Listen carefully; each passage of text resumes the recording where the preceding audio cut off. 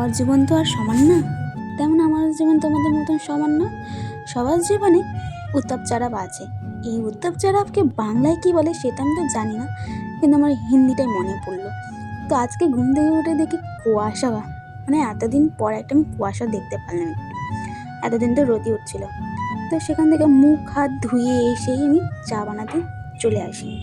চাটা খেয়ে নিই, তারপরে আমি একটু রোদের মধ্যে দাঁড়াচ্ছিলাম, রোদ কষছিলাম। তারপরে ওখান থেকে চলে আসি একটু বাজার করতে। বাজার নিয়ে চলে যাই বাড়ির দিকে। কিন্তু বাজারে তখন দেখছিলাম মন্দিরে পুজো হচ্ছিল, যেটা আমাদের কালী মন্দির ছিল।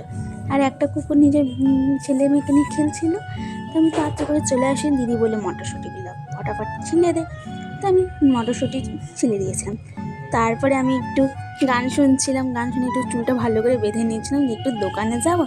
তো আমি চুলটাকে ভালো করে ঠিকঠাক করে নিই। তো আমি চুলগুলো ঠিকঠাক করে নিয়েছি। তো আমার তো বাংলা মাইনর আছে, তো আমি বইটা একটু জেরক্সের জন্য দিব।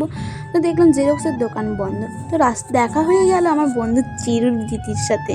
ওই বাচ্চা দিয়েছে, তাই আমার বাড়িতে চলে এসেছে। তো ওর বাচ্চাটার নাম কী রাখা যায় সেটা কিন্তু তোমরা আমাকে বলবে। আমি তাকে কোলে নিয়েছিলাম, তো বলছে না নিচে রাখ। তো আমি নিচে রেখে দিয়েছি।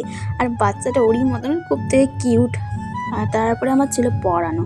তো আমি প্রথমে গপ্পুকে পড়া নিয়ে চলে এসেছিলাম আদিদের বাড়িতে। তো আমি আদিকে বলছি তাড়াতাড়ি লেখ, টাইম হয়ে যাবে, তোদের আবার অন্য টিউশনেও যেতে আছে।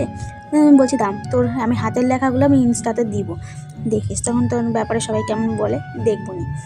তো তাকে আমি তাদেরকে ছুটি দিয়ে চলে আসি। তো এই রেল লাইনটা পার করে আমি বাড়ি চলে আসি। তো দেখলাম দিদি নাস্তা বানাচ্ছিল, তো এটাকে চিলা বলে। তো আমি ভাবলাম লাল চা বানিয়ে ভালো লাগবে।